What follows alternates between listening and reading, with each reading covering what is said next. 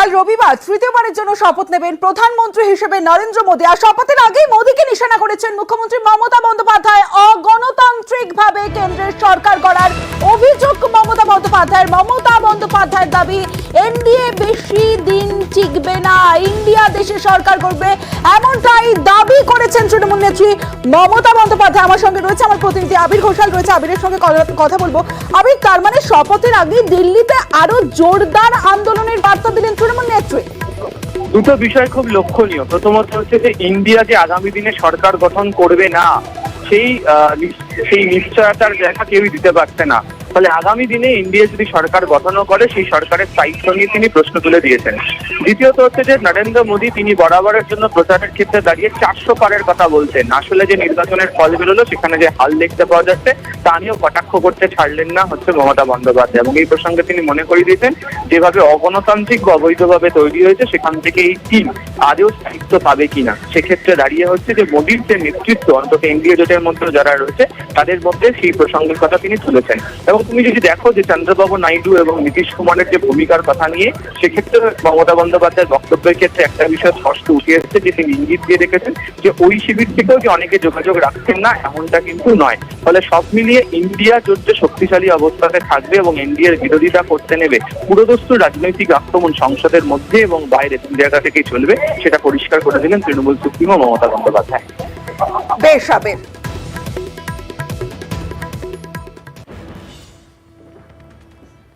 New government ultimately ইন্ডিয়ারই হবে, আর যে কতদিন থাকে একটু সামলাতে দিন। আমরা বসে থাকার জন্য যাচ্ছি না, এবং এটা কেউ ভাববেন না ইন্ডিয়া আজকে স্টেক করেনি বলে কাল করবে না। We are waiting and watching the situation. Country needs change. মোদীকে কেউ চায় না। এত বড় হারের পরেও মোদী বাবুর উচিত ছিল এটা অন্য কাউকে ছেড়ে দেওয়া। কালীঘাটে আজ জয়ী সাংসদ এবং জেলা সভাপতিদের নিয়ে বৈঠক করেন তৃণমূল নেত্রী মমতা বন্দ্যোপাধ্যায়। সেখানে হেরে যাওয়া আসনের বাড়তি নজর মমতা বন্দ্যোপাধ্যায়ের। কাঁথি ও বিষ্ণুপুর, বনগাঁ সহ হেরে যাওয়া আসনগুলির ফলের পর্যালোচনা করেন তৃণমূল নেত্রী মমতা বন্দ্যোপাধ্যায়। সোমরাজ রয়েছে আমার সঙ্গে, সোমরাজের সঙ্গে কথা বলবো। সোমরাজ, হেরে যাওয়া সিট অর্থাৎ হারা সিটের লড়াইয়ের জন্য ঠিক কি বার্তা দিলেন তৃণমূল নেত্রী মমতা বন্দ্যোপাধ্যায়?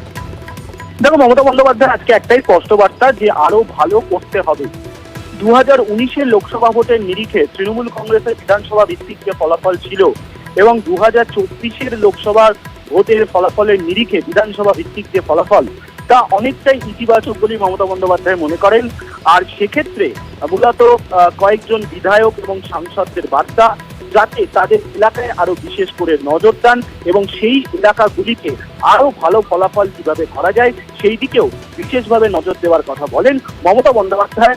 আলাদা করে কোনো এলাকা বা আলাদা করে কোনো বিধানসভা এলাকা ধরে এটি মমতা বন্দ্যোপাধ্যায় সে অর্থে কোনো নির্দেশ দেননি। তবে সামগ্রিকভাবে বিশেষ করে উত্তরবঙ্গের কয়েকটি জায়গা এবং দক্ষিণবঙ্গের কয়েকটি জায়গায় যাতে আরো ভালো ফলাফল হয় এবং সংগঠনকে বিশেষ করে সংগঠনের কাজে যাতে আরো বেশি মন দেওয়া হয় সেই বিষয়ে বিশেষ নির্দেশ দেন মমতা বন্দ্যোপাধ্যায় বলেই সূত্রের খবর। বেশ, একজন শুধু আমরা লস করেছি, তাকে জোর করে হারানো হয়েছে 2-3 হাজার ভোটে, এবং সেটাও ইলেকশন কমিশনের দয়ায় 3-4 সিট আমাদের হারানো হয়েছে। যেমন আপনারা যদি মেদিনীপুর পূর্বের রেজাল্ট দেখেন, টোটালটাই লুট করা হয়েছে। ডিএম চেঞ্জ করেছে, আইসিপিও চেঞ্জ করেছে, পুলিশের সেন্ট্রাল ফোর্স দিয়ে টোটালটাই রিড করা হয়েছে। মনে হচ্ছে যেন একটা আইসোলেটেড লুটেরা দ্বীপ তৈরি হয়েছে লুট করবার, টাকা পয়সা থেকে শুরু করে জনগণের ভোট।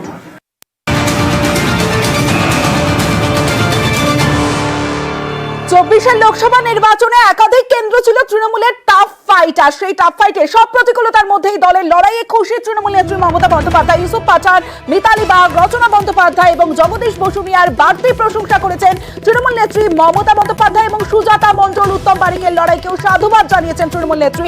আবির রয়েছে আমার সঙ্গে, আবিরের সঙ্গে কথা বলবো। আবির, একাধিক কেন্দ্র ছিল টাফ ফাইট, যারা জিতে এসেছেন নতুন সাংসদদের কি বার্তা দিলেন তৃণমূল নেত্রী? ইউসুফ পাঠানকে জায়ান্ট কিলার বলে তিনি উল্লেখ করেছেন। মিতালি ভাগ, জগদীশ বসুনিয়া, এদের যে কাজ, এরা যেভাবে জয়লাভ করেছেন কঠিন আসনে দাঁড়িয়ে, তার তিনি প্রচুর প্রশংসা করেছেন।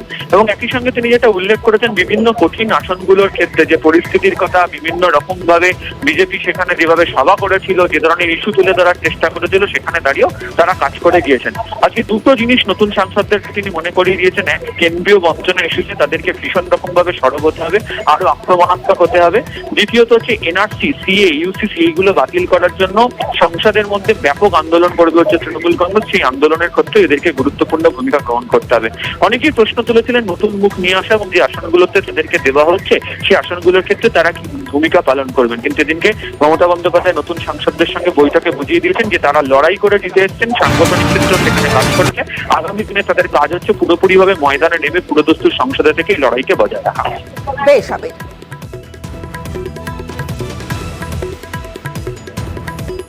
শুধু ভয় দেখিয়ে, চমকে ধমকে, 2/3 মেজরিটি দেখিয়ে সকল 147 জনকে তাড়িয়ে দিয়ে যে কোনো বিল পাস করবে দেবে। আমরা মনে করি এনআরসি নিয়ে আলোচনা চাইবে আমাদের লোকেরা এবং এনআরসি বাতিল করতে হবে।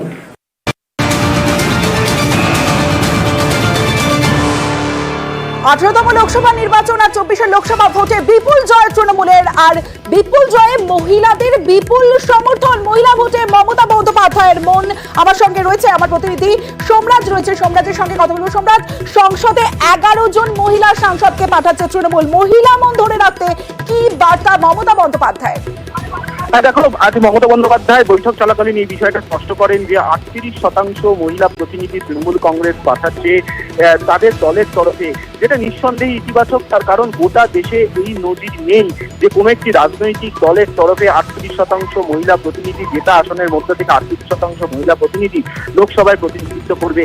এবং মহিলা সাংসদদের আগামী দিনে যে কোনো ইস্যুতে সামনে রেখে আন্দোলনে নামতে হবে, সেই বার্তাও আজ মহিলা সাংসদ, বিশেষ করে যারা জয়ী 11 মহিলা সাংসদ, তাদেরকে দেন বলেই সূত্র মারফত খবর। এবং যেটা জানা যাচ্ছে, তৃণমূল কংগ্রেস সূত্রে আজ যখন বৈঠক শুরু হয় সেই সময় মমতা বন্দ্যোপাধ্যায় আলাদা করে মহিলা সাংসদদের বিশেষ শুভেচ্ছা জানান তাদের জয়ের জন্য।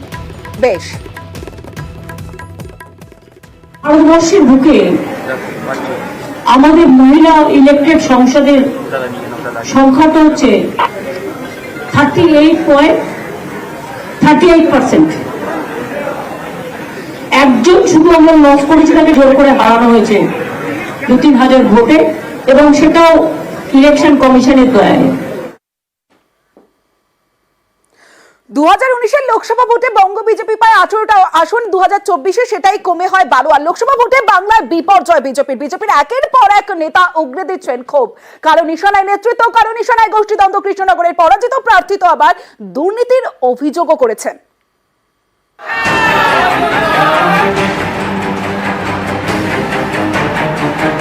লোকসভা ভোটে বঙ্গে বিজেপির বিপর্যয়। আসন সংখ্যা 18 থেকে কমে 12। অনেক জেতা সিটও এবার হাতছাড়া। হারার পর থেকেই বিজেপির একের পর এক প্রার্থী ক্ষোভ উগরে দিচ্ছেন। যেমন কৃষ্ণনগরের প্রার্থী অমৃতা, তিনি তো টাকা নয় ছয়ের মতো চাঞ্চল্যকর অভিযোগও করেছেন। আমি শুনেছি প্রচুর টাকাও এসছে ইলেকশনের মাধ্যমে, ইলেকশনের জন্যে। তো সেই টাকা আমার বেশ অপমানিত লেগেছে যে আমাকে কিচ্ছু জানানো হয়নি। তারা নিজেদের মতো খরচা করেছে বা নিজেদের ডিসিশনে খরচা করেছে, আমি কিছুই জানতে পারিনি। আর যেটা আমার ভয় ছিল যে যেহেতু আমি ক্লিন লোক, সেখানে আমার ঘাড়ে না দায়টা এসে পড়ে।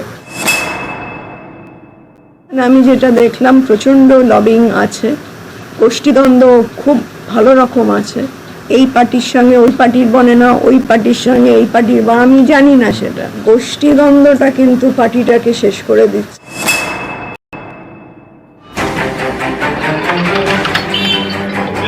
শনিবার কৃষ্ণনগরে বিজেপির জেলা অফিসে বিক্ষোভও দেখানো হয়। জেলা সভাপতিকে সরাতে হবে, এই দাবিতে বিক্ষোভ দেখান বিজেপি কর্মীরা। তালা লাগিয়ে দেওয়া হয় বিজেপির কৃষ্ণনগর জেলা অফিসে। বিক্ষোভকারীদের অভিযোগ, কৃষ্ণনগর আসনে বিজেপির পরাজয়ের জন্য জেলা সভাপতি অর্জুন বিশ্বাস দায়ী। তিনি ভোটে খরচের টাকা নিয়ে দুর্নীতি করেছেন। দুর্নীতিবাজ জেলা সভাপতি যত টাকা এসেছিল আত্মসাৎ করেছে। বুথ স্তরে যে 20,000 করে টাকা আছে, সে 20,000 টাকা না দিয়ে 7,000 করে টাকা দিয়েছে। 19-এর ভোটে হুগলি থেকে জিতেছিলেন, 24-এ হেরে গেলেন লকেট চট্টোপাধ্যায়। হারার পরে লকেট বলছেন, এখন বলা কম শোনা বেশি। কেন্দ্রীয় নেতৃত্ব কিন্তু প্রচুর পাশে দাঁড়িয়েছিলেন। রাজ্যের বিষয়টা মানে অনেক কিছু জিনিস আছে, সেগুলো আমরা কথা বলবো। কেন্দ্রীয় নেতৃত্ব, রাজ্য নেতৃত্ব নিশ্চয়ই সব কথা তো হয় না, কি আছে আস্তে আস্তে, মানে এত তাড়াতাড়ি সবকিছু আসে না, অনেক কিছু সময় লাগবে আসতে। যত দিন যাবে আমরা অনেক কিছু বুঝতে পারবো, সময় লাগবে। কর্মীদের কথা শুনতে হবে, এখন আমরা কম বলবো, তারপরে আমরা নিজেদের মধ্যে পর্যালোচনা করবো। আমাদের মনে হয় আমাদের কোনো কথা বলা উচিত না। হারার পর সবার আগে ক্ষোভ উগরে দেন দিলীপ ঘোষ। রাজনীতিতে এটা অসম্ভব কিছু না। রাজনীতিতে চক্রান্ত, কাঠিবাজি, এটাও রাজনীতির অঙ্গ। আমি সেভাবেই নিয়েছি। আমি পুরো পরিশ্রম করেছি, কিন্তু সফলতা আসেনি।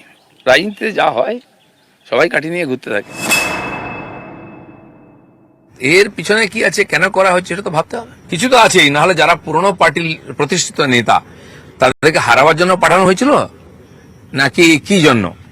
লোকে হারা সিট জেতার জন্য প্ল্যানিং করে, এ তো জেতা সিট হারাবার জন্য প্ল্যানিং হয়েছে মনে হচ্ছে। বিষ্ণুপুর এবারও গেরুয়া, ফের জিতেছেন সৌমিত্র খাঁ, কিন্তু তার দলের ভরাডুবি হয়েছে বাংলায়। এই নিয়ে নেতৃত্বকে নিশানা করেছেন সৌমিত্র। আমাদের রাজ্যে যে 25 জনের কোর কমিটি হয়েছিল, সেটা তো আমার জায়গা ছিল না। অযোগ্য লোকদের ভিড়, আর কিছু না। আমাদের যেটা হয়েছে, যারা করিতকর্মা লোক তাদেরকে আগে বাদ দাও। সবসময় তৃণমূল কংগ্রেসকে গালি দিলেই যে আমরা এগিয়ে যাবো তা নয়, আমাদের স্ট্র্যাটেজিটা ভাবতে হবে। নিউজ 18 বাংলা।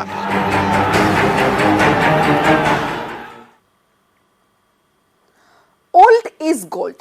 লোকসভা ভোটে বিপর্যয়ের পর থেকে নিশানা করেছেন দলীয় নেতৃত্বকে। এবার সোশ্যাল মিডিয়ায় দিলীপ ঘোষ লিখলেন ওল্ড ইজ গোল্ড, আর তারপর সরাসরি সওয়াল করলেন, পুরনোদের গুরুত্ব দেওয়ার পক্ষে সুর চড়ালেন দিলীপ ঘোষ।